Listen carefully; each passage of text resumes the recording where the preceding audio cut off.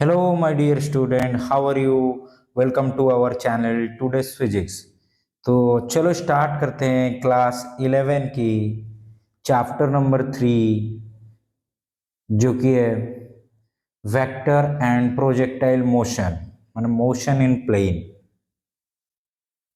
उसका आज देखेंगे कंसेप्ट मैप। वेक्टर में आप क्या क्या पढ़ने वाले हो, यहाँ पे पूरा इंट्रोडक्शन क्लास है।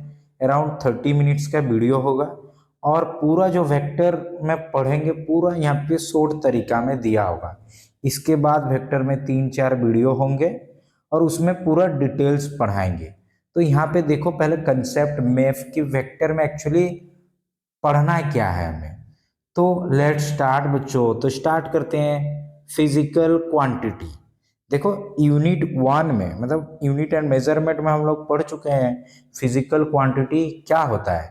फिजिकल क्वांटिटी वो क्वांटिटी होता है जिसको हम लोग मेजर कर सकते हैं, जैसे कि फोर्स हो गया, जैसे कि डिस्टेंस हो गया, स्पीड हो गया, वेलोसिटी हो गया, मोमेंटम हो गया।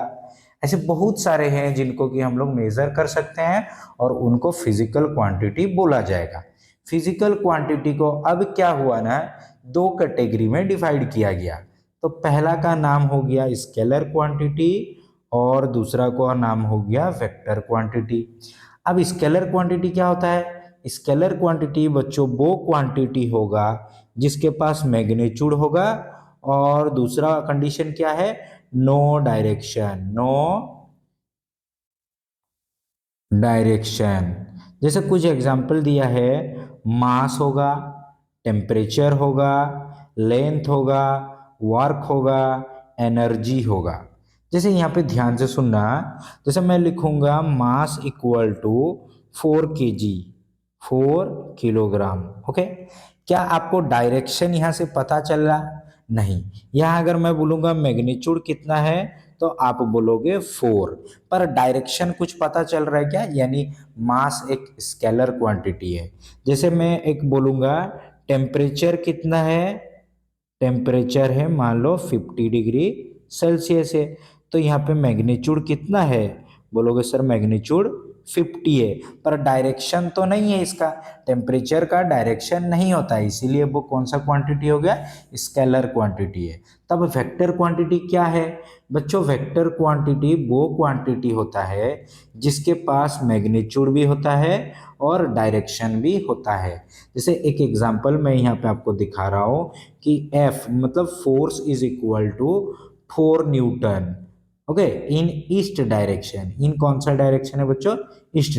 मतलब 4 न्यूटन का फोर्स लगाया ईस्ट डायरेक्शन में, यानी फोर्स का मैग्नीट्यूड भी है और डायरेक्शन भी है, इसलिए ये एक कौन सा एक वेक्टर क्वांटिटी हो गया। जैसे एग्जांपल यहाँ पे देखो, फोर्स, डिस्प्लेसमेंट, एक्सेलरेशन, मोमेंटम, ऐसे बहुत सारे हैं जो कि वेक्टर क्वांटिटी होगा। अब क्या है ना, वेक्टर क्वांटिटी को दिखाएंगे कैसे? ऐसे लिखना है, मान लो कोई फिजिकल क्वांटिटी एक्स है, उसका ऊपर में एरो लगा देंगे तो समझ जाइएगा कि ये वेक्टर क्वांटिटी है। जैसे फोर्स में वेक्टर दिखाएगा, वेलोसिटी में आप ऊपर में एरो लगाओगे, तो ये सब वेक्टर क्वांटिटी हो गया। पर मास में आपको कभी देखने नहीं मिलेगा ऐसे एरो, क्योंकि मास एक स्केलर क्वांटिटी है। टेम्परेचर में आपको ऐसे एरो देखने कभी भी नहीं मिलेगा, क्योंकि वो स्केलर क्वांटिटी होता है, क्योंकि उनके पास डायरेक्शन नहीं होता है। अब चलो नेक्स्ट देखते हैं कैरेक्टरिस्टिक ऑफ वेक्टर्स। कैरेक्टरिस्टिक क्या है? देखो, कैरेक्टरिस्टिक में आएगा वेक्टर का एडिशन, सब्सट्रैक्शन आएगा और क्या आएगा बच्चों? मल्टीप्लिकेशन आएगा। ये 3 होगा। तो वेक्टर जाने से पहले पहले स्केलर फिर से देख लेते हैं, ध्यान सुनो। मान लो अगर मैं बोलूंगा कि मास हम लोग के पास M1 40 किलो का है और M2 है, M2 है बच्चों 60 केजी का है, तो आपको टोटल मास कितना हुआ? टोटल मास बोलोगे 100 केजी का हुआ। अरे बोलो हाँ या ना।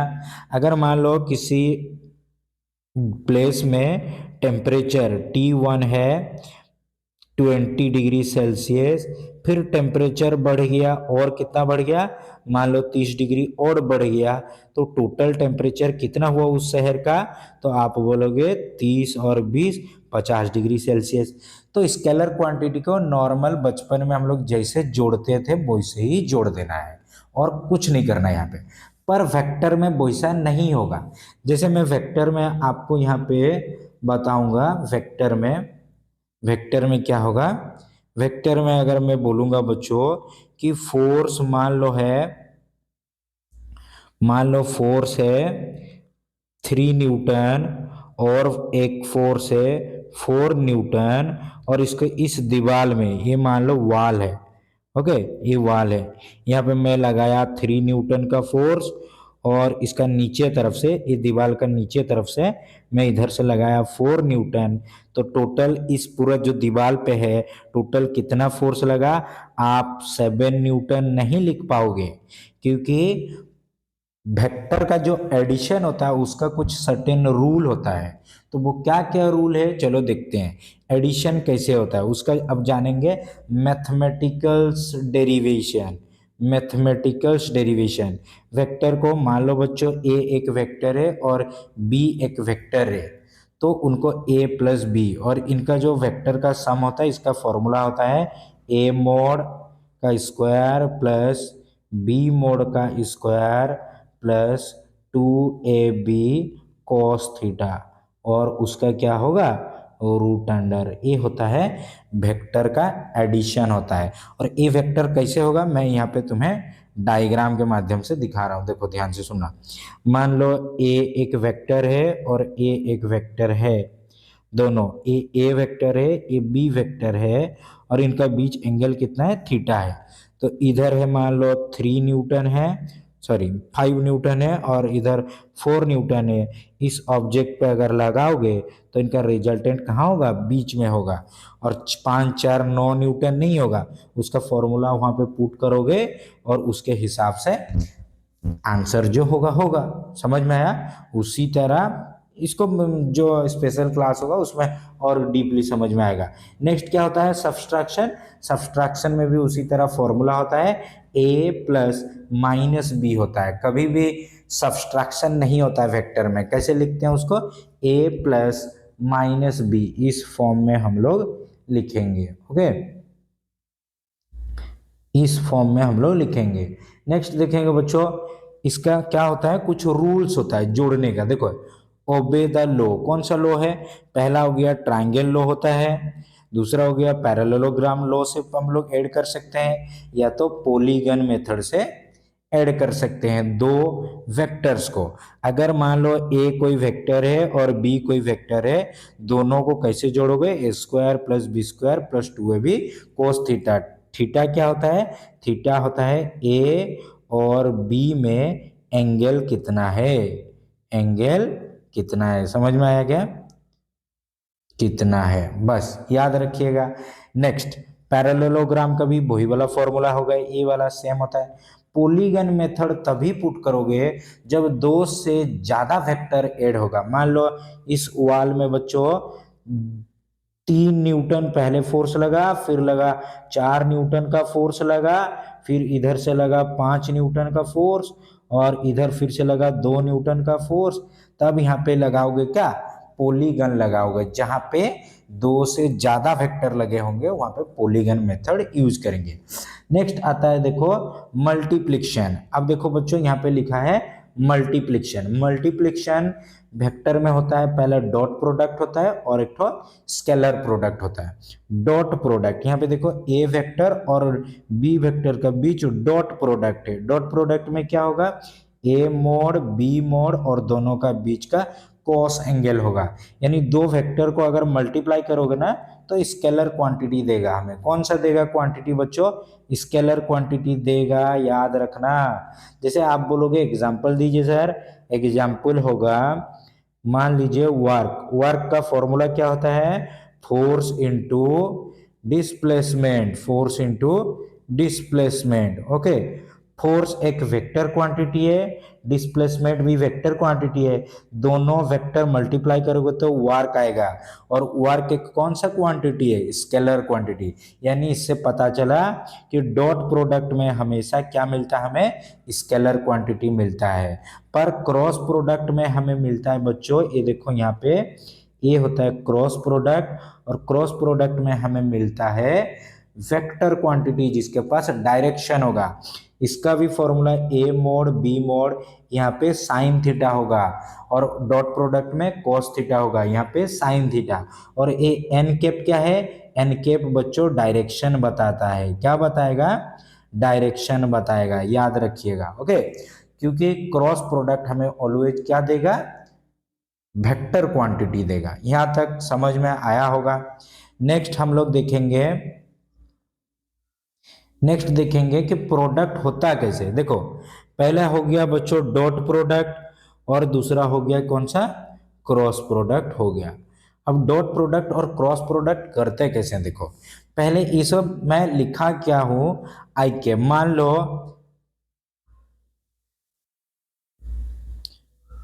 ओके, देखो बच्चों ये ऊपर में दिखा रहा है, ए आई कैप है, एक्स डायरेक्शन में क्या दिखा रहा है हमें, आई कैप, ऊपर तरफ जे कैप, और इधर क्या के कैप बता रहा है, ये ओरिजिन है।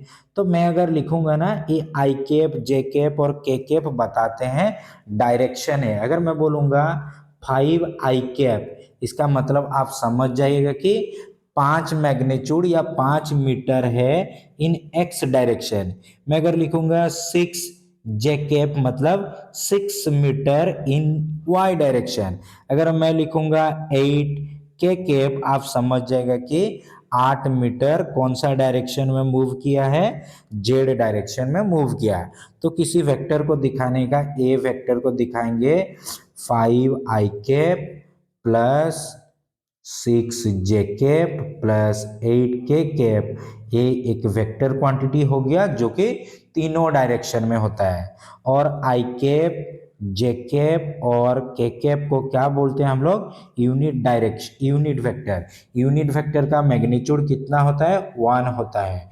और यूनिट वेक्टर्स क्या होता है, यूनिट वेक्टर को ओनली डायरेक्शन पता करने के लिए यूज किया जाता है। अगर आई डायरेक्शन बोलेगा तो समझ जाएगा एक्स डायरेक्शन में है, अगर जे बोलेगा तो समझ जाना है कि वाई डायरेक्शन में, अगर के कैप बोलेगा तो समझ जाएगा कि जेड डायरेक्शन में है। क्या इतनी बातें समझ में आया। तो चलो आप डॉट प्रोडक्ट में क्या होता है, देखो आई और आई अगर डॉट करोगे तो 1 होगा, सिमिलरली जे डॉट जे, के डॉट के 1 होगा। और यहाँ पे अलग अलग अगर मल्टीप्लाई करोगे, के को आई से, जे को के से, जे को आई से, तो आंसर क्या आएगा हम लोग का बच्चों, 0 आने वाला है। दो वेक्टर को अगर डॉट प्रोडक्ट से करोगे तो पहले ए वेक्टर को मैं लिख रहा हूं यहाँ पे ए एक्स आई, मतलब ए एक्स, और ए वाई जे कैप प्लस ए जेड के कैप।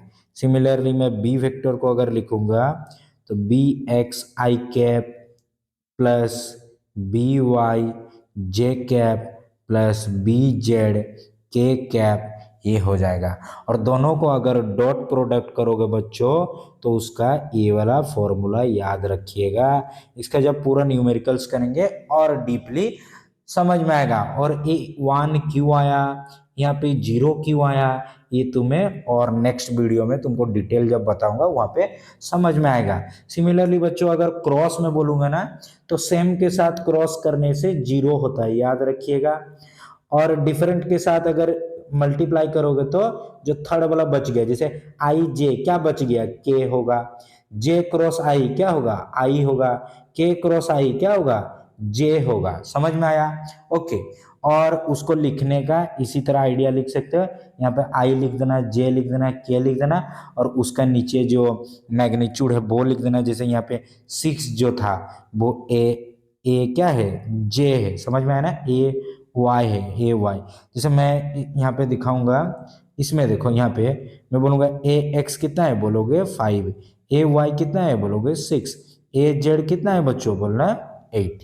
ये सब है वहां पे पुट करना है यहाँ पे, और देखना क्रॉस मल्टीप्लाई कर देना, इसको इससे, इसको इससे, आंसर आ जाएगा। ओके, तो अगर ये वाला देखो ऊपर में ये सब याद रखना आपको पड़ेगा, ये सब यहाँ पे जो लिखा है ये सब आपको याद करना पड़ेगा। अगर याद नहीं हो पाता है तो ये मेथड यूज करना है। अगर हम लोग क्लॉकवाइज मूव किया मान लो आई क्रॉस जे, देखो ना क्लॉकवाइज मूव किए तो आंसर आएगा के। और अगर जे क्रॉस आई किए तो आएगा माइनस के, क्योंकि एंटी क्लॉकवाइज मूव किया हम लोग। जे क्रॉस आई मतलब एंटी क्लॉकवाइज। मैं अगर बोलूंगा के क्रॉस आई देखो ना क्लॉकवाइज है तो आंसर आएगा जे। पर अगर मैं बोलूंगा आई क्रॉस के, देखो ना एंटी क्लॉकवाइज हुआ आई क्रॉस के, इसीलिए आंसर आएगा माइनस जे। इसी तरह इसको याद किया जाएगा। ओके, तो इसी के साथ यहीं पे वेक्टर्स का जो है अंदर में कितना कंटेंट है इतना ही बस पोर्शन है, इसी को हम लोग पूरा इंडिविजुअली डिटेल्स में पढ़ेंगे, विथ बहुत सारा क्वेश्चन सॉल्व करेंगे, ठीक है। और पूरा कंसेप्ट क्लियर होगा। ये तो जस्ट मैथ था, ओवरव्यू था, इंट्रोडक्शन क्लास था कि हमें वेक्टर में पढ़ना क्या है। ओके, तो इसी के साथ ये वीडियो कंप्लीट होता है। नेक्स्ट क्लास हम लोग इसका इंडिविजुअल शुरू करेंगे, 2-3 वीडियो बनेगा। ओके बच्चों, तो थैंक यू, फिर मिलेंगे नेक्स्ट क्लास में।